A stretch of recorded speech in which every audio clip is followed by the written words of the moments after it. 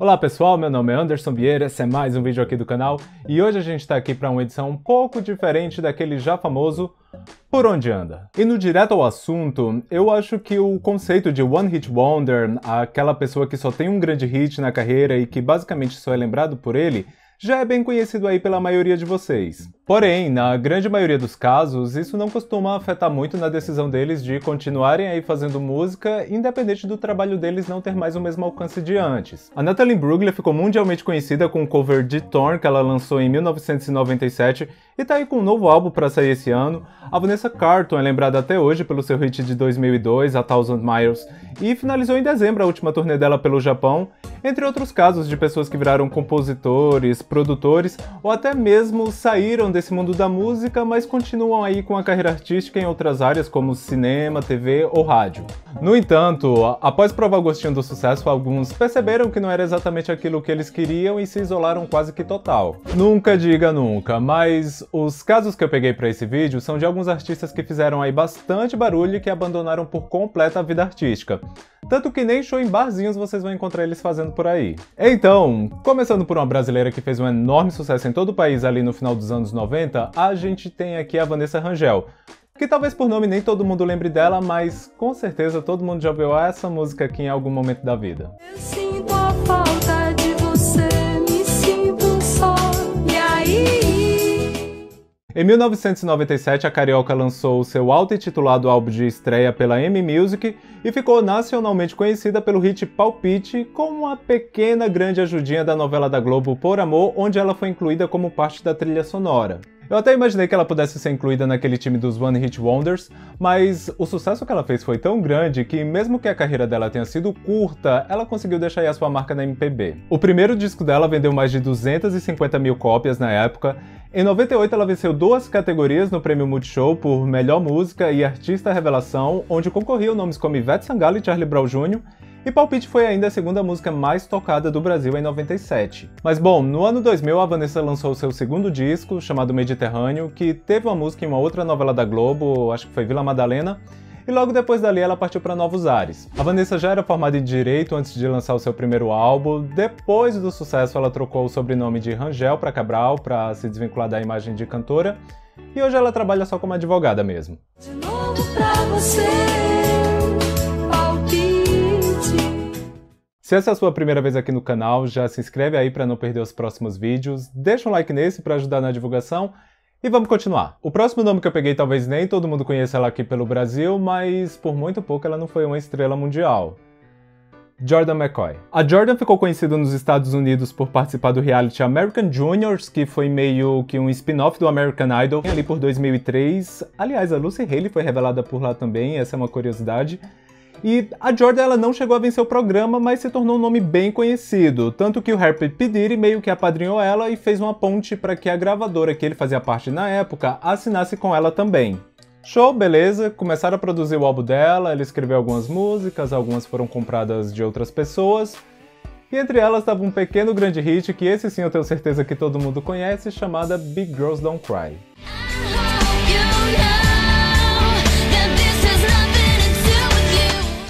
Simplificando essa história, a Fergie escreveu Big Girls em parceria com Toby Gad, ela estava produzindo o primeiro álbum solo dela, eles compuseram essa, só que ela achou que tinha ficado muito infantil para a proposta do disco. E daí venderam a música para Jordan, que também estava preparando o álbum de estreia dela. O problema vem agora, porque depois que a Jordan gravou a versão dela, a Fergie teve acesso e gostou. E o problema maior ainda foi que a Fergie resolveu lançar a versão dela, gravar e lançar a versão dela, e tudo isso sem avisar pro pessoal pra quem ela já tinha vendido. Deu mó bafafá na época, rolou processo e tudo mais, porque Big Girls ia ser o primeiro single do álbum de estreia da Jordan, já tinha data pra ser enviada pras rádios e tudo mais, e eles só ficaram sabendo de todo esse rolê da Fergie quando ouviram a versão dela nas rádios. O processo meio que não deu em nada, porque as leis nos Estados Unidos protegem muito os direitos de um compositor, e no fim do dia a Fergie era uma das compositoras, a música era dela ainda no fim das contas. Eu não lembro muito bem, mas eu acho que o máximo que a equipe da Jordan conseguiu receber foi o valor da compra de volta, o que certamente não foi nenhum problema para Fergie, considerando o baita sucesso que a música foi.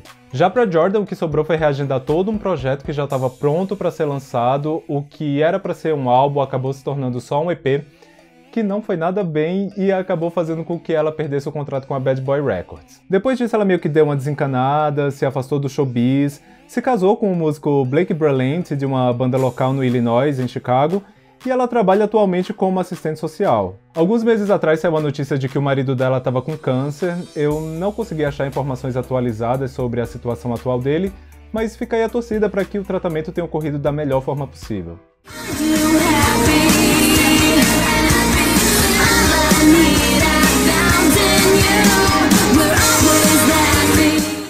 Agora a gente tem aqui uma das bandas mais conhecidas das últimas décadas. Eles estouraram mundialmente no início dos anos 90.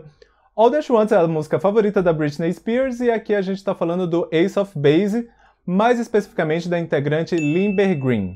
Eu acho que é assim que se pronuncia o nome dela. O Ace of Base fez um sucesso enorme no mundo inteiro. Vários singles deles pegaram top 10 na parada americana da Billboard, e entre bandas suecas, eles só não são maiores que o ABBA e o Roxette em reconhecimento global. As músicas deles tocavam em todo lugar, são referência até hoje. Rockabye do Clean Bandit é meio que uma versão atualizada de All That You Want, só que toda aquela fama teve um preço muito caro. 3 dos 4 integrantes do Ace of Base são irmãos, e um dia, no auge do sucesso deles, uma fã invadiu a casa deles com uma faca querendo conhecer o grupo. A fã conseguiu pegar a irmã da Lynn como refém, rolou briga, a mãe dele estava no meio da situação, e tudo isso foi muito traumático para ela. Tanto que o que poderia ser uma boa notícia no meio disso tudo, acabou agravando ainda mais a situação, porque na mesma época que rolou tudo isso na casa deles na Suécia, eles receberam a notícia que o single The Sign tinha chegado ao primeiro lugar nos Estados Unidos. Isso fez a Lynn questionar se a fama realmente valia aquilo tudo. Um pouco depois ela foi diagnosticada com depressão e síndrome do pânico.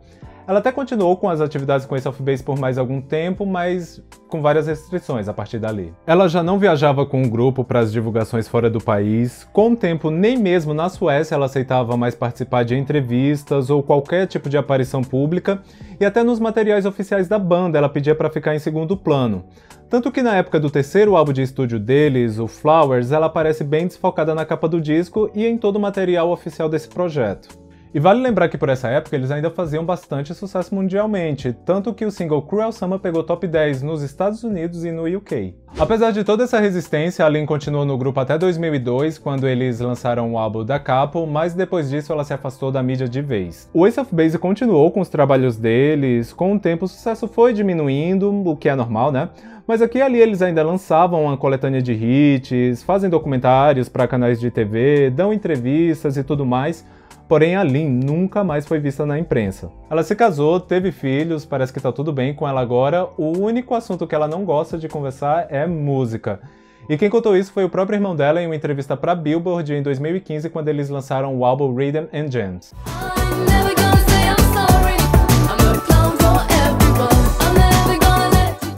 Indo agora com um caso mais leve, a gente tem aqui uma dinamarquesa que fez um grande sucesso na Europa. Aqui no Brasil, toda hora que você colocava no TVZ tinha um videoclipe dela passando, e em 2004, nas rádios do país, It's Over Now foi uma das músicas internacionais mais tocadas por causa da novela Senhora do Destino. Pode entrar Natasha Thomas. A Natasha fez um grande sucesso em países como Reino Unido, Alemanha, Áustria e Brasil, além da Dinamarca, eu acho que esses eram os principais mercados dela. Porém, o primeiro contrato dela foi com a Epic Records, então obviamente que eles queriam que ela emplacasse nos Estados Unidos, o que acabou não rolando.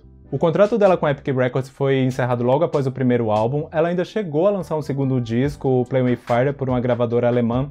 Só que daí vocês já imaginam que a divulgação, a promoção desse projeto já era bem mais reduzido, tanto que o disco só chegou a ser lançado mesmo na Alemanha, na Dinamarca e no Japão. Contudo, se eu não me engano, eu acho que o single Skin Deep até chegou a ser divulgado aqui no Brasil. Até porque ali por 2006 o YouTube não era uma plataforma de clipes e eu lembro de ver bastante o vídeo de Skin Deep. Então eu tô chutando aí que era no Multishow que ele passava. Após esse segundo disco ela meio que desencanou da carreira como cantora, ela se casou também, mora atualmente em Copenhague e ela até chegou a abrir um canal no YouTube onde ela postava vários tutoriais de maquiagem, porém eu dei uma olhadinha aqui agora e ela privou todos os vídeos. Ela tinha uma conta no Twitter onde ela respondia bastante o pessoal, eu mesmo já conversei com ela várias vezes, porém ela excluiu também, mas se você tem curiosidade para ver como ela tá hoje em dia, a única rede social que ela ainda mantém é o Instagram, basta ir lá em @NatashaThomasNet.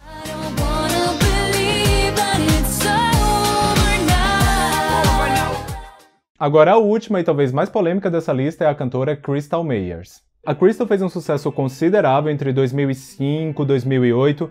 Ela seguia um estilo meio pop rock, que ficava ali na turminha da Avril Lavigne, Ashlee Simpson, mas com um diferencial que ela era bem cristã. Eu não sei se vocês conhecem o grupo Hillsong, mas as letras dela seguiam uma proposta bem parecida com a deles. Tanto que várias músicas dela entravam no ranking desse gênero na parada da Billboard. Em 2008 ela lançou o primeiro álbum pop dela, Make Some Noise foi o primeiro single do disco e o que mais acendeu ela pra fora da bolha, mas logo em seguida a menina sumiu. E quando eu falo sumiu, é sumiu mesmo. Ninguém sabia o paradeiro dela, ela não tinha redes sociais, ninguém próximo a ela falava nada, até que surgiu na internet uma lenda urbana de que ela tinha morrido. Como esse é um assunto um pouco sensível e envolve nome de outras pessoas, eu prefiro não entrar em tantos detalhes. Mas por cima, ela teria sido sacrificada pelo pai dela, que é pastor, e pelo próprio marido por conta de dogmas da religião que eles seguiam. E como toda boa lenda urbana, começaram a surgir assim umas teorias que quando você lia, realmente parecia que tudo se encaixava.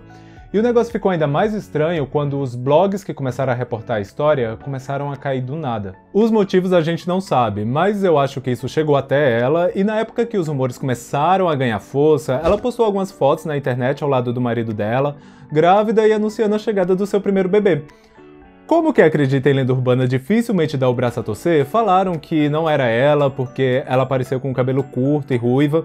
Quem reconheceu e viu que era ela mesma falou que ela só estava fingindo aquela gravidez, mas um pouco tempo depois ela postou novas fotos já com um bebezinho nascido e com um visual que não tinha mais como ter dúvidas de que era ela mesma. A Crystal nunca chegou a comentar sobre esse caso, ela nunca postou um vídeo, uma nota ou qualquer coisa a respeito, tanto que eu nem sei se ela realmente sabe que essa história rolou pela internet e aquelas fotos talvez tenham sido só uma coincidência do momento. Mas o mais racional a se pensar diante dos fatos é que ela se cansou da vida artística, preferiu focar na família dela e viver em privacidade. Qualquer outra coisa além disso não vai passar de especulação.